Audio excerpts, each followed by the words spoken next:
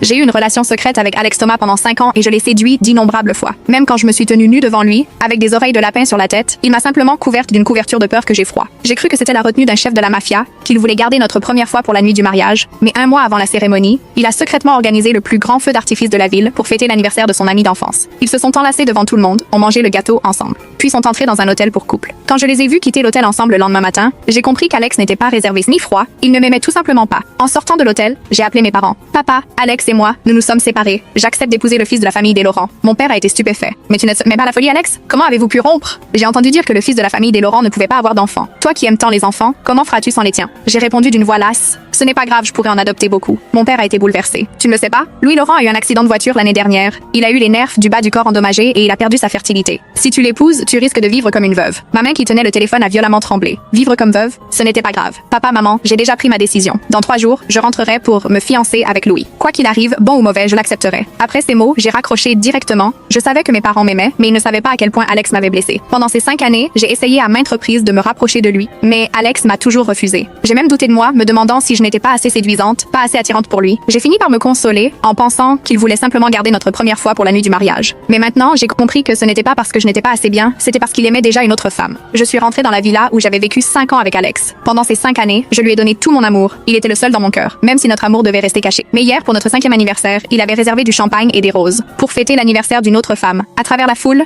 j'avais regardé ses amis les féliciter. Que vous soyez unis pour la vie. Alex, quand vous vous mariez, n'oublie pas de nous inviter. En y pensant, j'ai trouvé tout cela terriblement ironique. Après toutes ces années ensemble, ses amis ignoraient jusqu'à mon existence, mais connaissaient sa relation avec elle. J'avais trouvé dans son téléphone la réservation du feu d'artifice. Je croyais qu'il l'avait préparé pour notre 5e anniversaire, alors je l'avais suivi en secret, sans imaginer qu'il faisait tout cela pour une autre femme. À ce moment-là, la sonnette a retenti. J'ai ouvert la porte, et le livreur m'a tendu un gâteau. Madame, voici le gâteau que votre mari a commandé pour vous. J'ai pris la boîte, je l'ai ouverte et j'ai vu ces mots. Chérie, joyeux anniversaire de notre amour. Mes doigts ont violemment tremblé. Le gâteau venait d'Alex, et les mots étaient de sa main. Chaque année, pour notre anniversaire, il me commandait un gâteau et y écrivait lui-même quelques mots. Autrefois, j'en aurais pleuré d'émotion. Mais aujourd'hui, je ne ressentais plus que du dégoût. J'ai posé le gâteau sur la table et observé ses formes délicates et ses couleurs sucrées. La nausée me montait au cœur. Je l'ai jeté à la poubelle et levé les yeux vers le lustre en cristal au plafond. La lumière a scintillé, comme pour se moquer de ma bêtise et de ma misère. Mes larmes ont coulé d'elles-mêmes, tombant sur le canapé avant de disparaître. À cet instant, la porte de la villa s'est brusquement ouverte. Alex est entré, et en me voyant allongé sur le canapé, il s'est figé un instant. Léa, pourquoi tu ne dors pas encore? Il a tenu un bouquet de roses rouges dans la main, sans la moindre trace de remords sur le visage. Léa, c'est pour toi. Ce sont les roses rouges que tu aimes tant. J'ai pris les fleurs et respiré leur parfum familier, un parfum que j'avais tant aimé autrefois, mais qui m'a soudain paru écœurant. Alex m'a regardé longuement en silence avant de dire: Léa, Isabelle Dubois a un cancer de l'estomac. Le médecin a dit qu'elle n'allait pas vivre très longtemps. Son dernier vœu avant de mourir, c'est de se marier avec moi.